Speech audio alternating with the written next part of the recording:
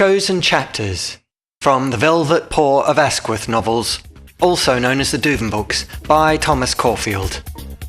Read by the author.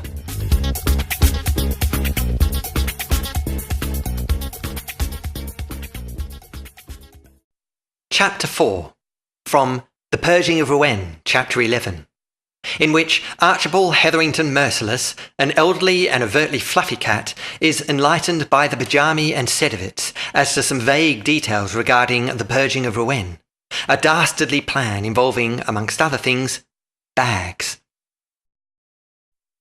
"Oh, these seats!"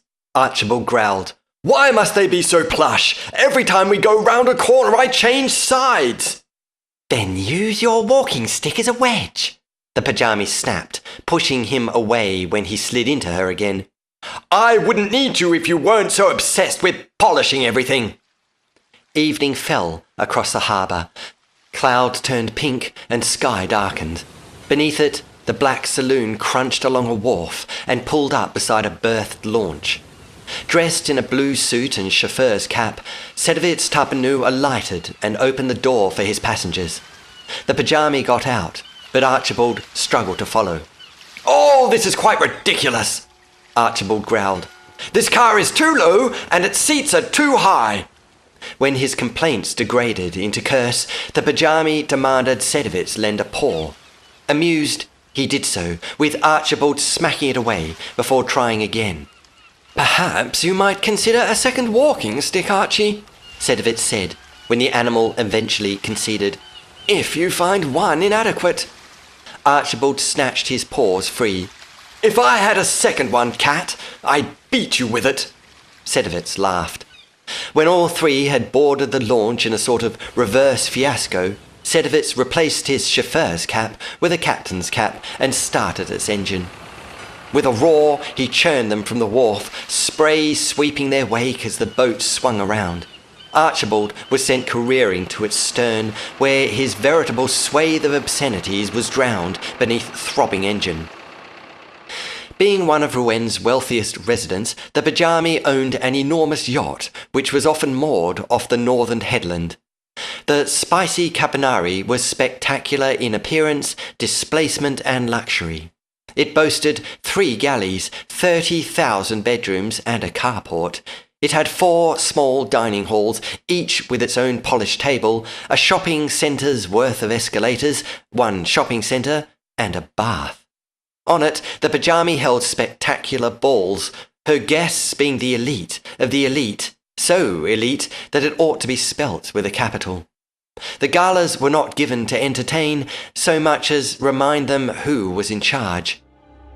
When they rounded the headland, the spicy caponari appeared. Lit in a trellis of lights, its white slate shimmered across water like an early rising moon. Thumping through waves, Sedervitz approached its stern before slowing with a flare of engine to bump them alongside. A rope was thrown from the deck above, which he used to secure the launch.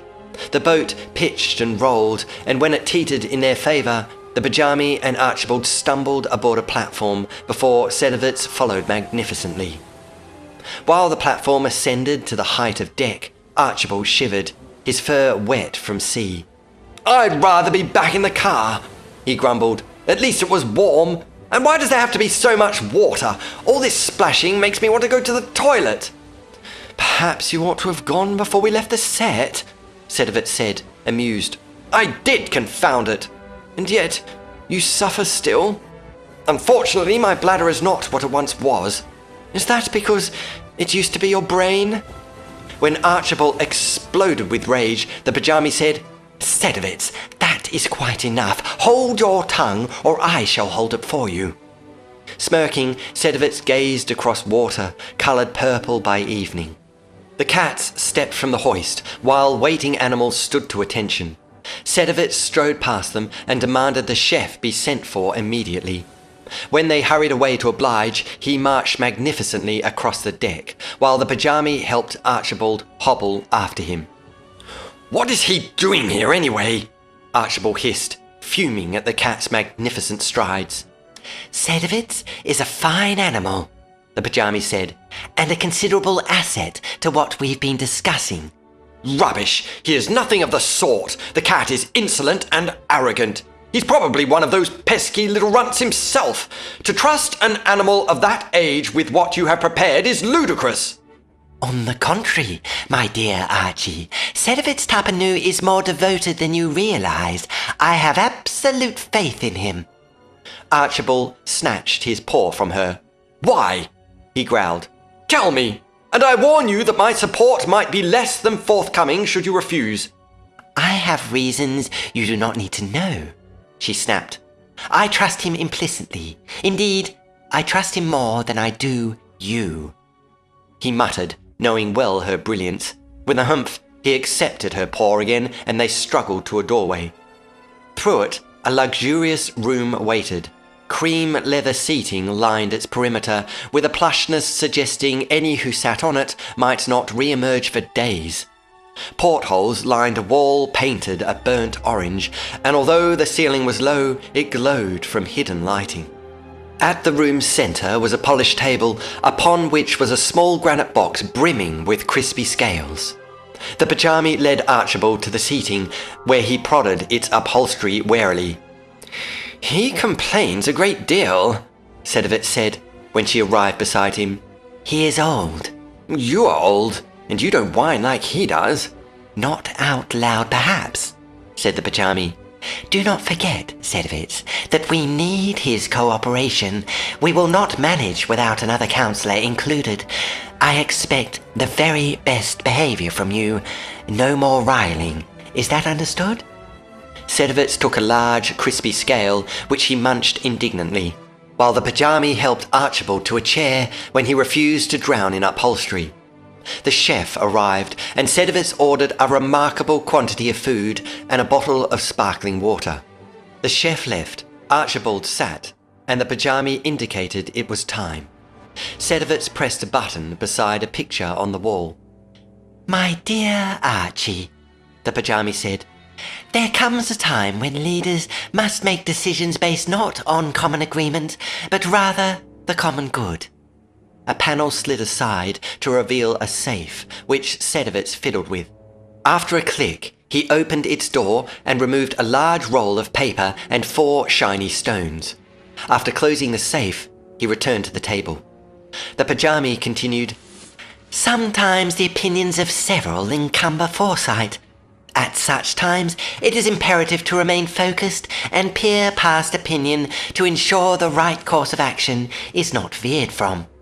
"Too many chefs, perhaps." "Indeed. And for the good of Ruen, I have taken such a liberty, for I have conceived a plan to purge Ruen of those pesky little runts via means so brilliant that some nights I am unable to sleep. So secret are these plans, Archie, that currently only Sedervitz and I are aware of them." Archibald glowered at Sedervitz, who returned it with a smile.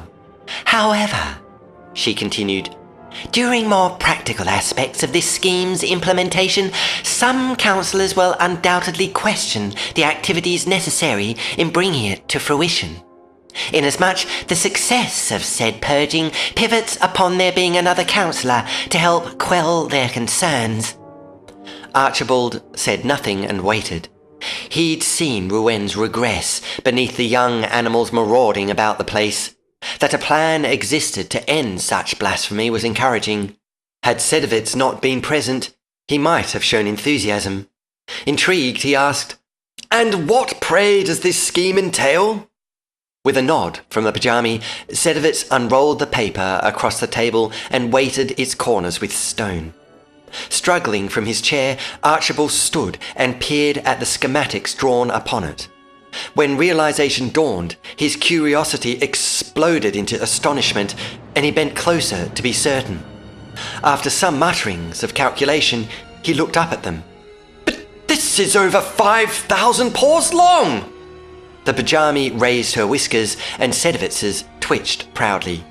He returned his gaze to the paper, passing a furry paw from one end to the other, hoping the caress might reveal something far more sensible beneath. "You can't be serious!" Silence. "I mean, what will it use?" Ah, whispered the Pyjami, her smile cleaving her face into two distinct pieces. That is where the true genius arises. Archibald waited for an answer, but it wasn't forthcoming. Very much a need-to-know basis only, old chap, Sedervitz said, though this isn't the half of it, I can assure you. Confusion left Archibald oblivious to the cat's conceit. What do you mean? He asked. Sedervitz looked at the Pyjami, who nodded permission. Indicating the schematics, he said, My dear Archie, there are 13 of these masterpieces. To this, Archibald reeled backwards as astonishment indulged in something of an encore. He teetered upon his stick, his gaze elsewhere, wandered to the perimeter seating and sank into it. The Pyjami ground her teeth, concerned he hadn't exploded in congratulation. If she'd underestimated him, the cat would not be permitted to return to shore. After a time, he whispered, But 13? Where can you have 13 of these things? Sedervitz was about to speak, but the Pyjami held up a paw. There are ways and means, my dear Archie, she said. Ways and means.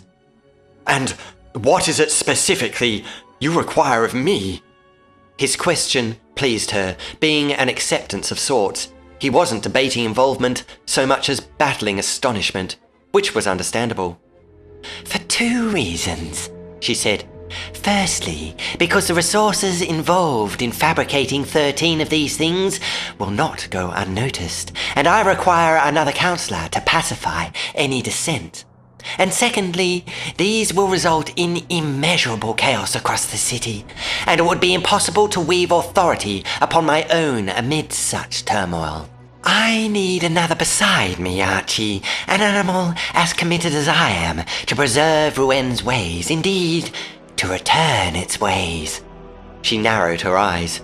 I need an animal to share the burden of Ruen's glorious return, a co-signatory to implement policies that will ensure such contamination never occurs again. He stared at her. But surely, after this there would be mutiny. You can't seriously imagine there'd be no revolt against the council following such devastation? The Pyjami smiled. I think that were you made aware of further detail, you'd realise no animal could cast aspersions upon Ruen's ruling council. How so? Sedervitz smirked.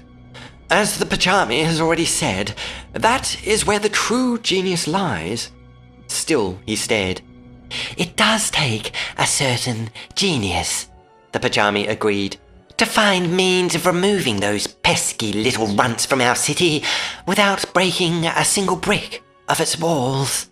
Echoing her sentiments, Sedervitz added, Just like the Pied Piper, Archie, but with such a beautiful irony that not a single thread will lie loose. A purging there shall be, the Pyjami purred.